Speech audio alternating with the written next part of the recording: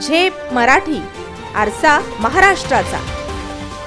धुळे ग्रामीणमध्ये मतदानाचा टक्का सर्वाधिक। धुळे शहरात मात्र टक्केवारीने 60 देखील गाठली नाही। विधानसभेसाठी 20 नोव्हेंबर रोजी मतदान प्रक्रिया पार पडली। यंदा मतदानाची टक्केवारी वाढेल असे वाटले होते, मात्र प्रशासन आणि राजकीय पक्षांनी शर्थीचे प्रयत्न करूनही जिल्ह्यात सरासरी 66% मतदान झाले।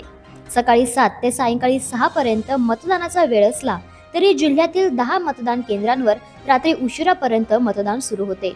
मतदार सायंकाळी उशिरा घरातून बाहेर पडल्यामुळे या मतदान केंद्रांवर मतदारांच्या रांगा आढळून आल्या। यात धुळे शहरातील 6 केंद्रांपैकी सातपुडा विद्यालय, मोहाडीसह नूतन पाडवी महाविद्यालयात रात्री 9 वाजेपर्यंत रांगा होत्या। साक्री तालुक्यातील पिंपळनेर आणि सामोडे तसेच धुळे ग्रामीण मतदारसंघातील मोराणे आणि बिलाडी या मतदान केंद्रांवर रात्री उशिरापर्यंत रांगा आढळून आल्यात। झालेल्या मतदानाची टक्केवारी पाहता धुळे ग्रामीण मतदारसंघात 69.4% मतदान झाल्याने त्यांनी आघाडी घेतली। या खालोखाल शिरपूर मतदारसंघात 65.24%, तर साक्री मतदारसंघात 65.15% मतदान झाले। शिंदखेड्यात 64.44% मतदानाची नोंद झाली। मोठी उत्सुकता असलेल्या धुळे शहरात मात्र मतदानाच्या टक्केवारीचा आकडा 60 ओलांडू शकला नाही।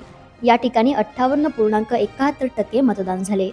निवडणूक तर झाली, आता सगळेच राजकीय विश्लेषक, पदाधिकारी आणि कार्यकर्ते आपापल्या परीने झालेल्या टक्केवारीवर अंदाज बांधताना दिसत आहेत। सगळीकडेच चौकाचौकात आणि गावागावात कोण बाजी मारेल याचीच चर्चा ऐकायला मिळते।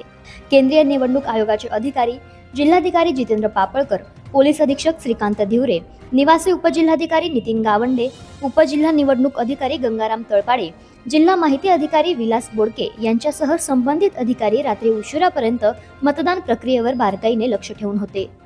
अशाच वेगळ्या आणि ताज्या बातम्यांसाठी पाहत रहा झेप मराठी, आरसा महाराष्ट्राचा।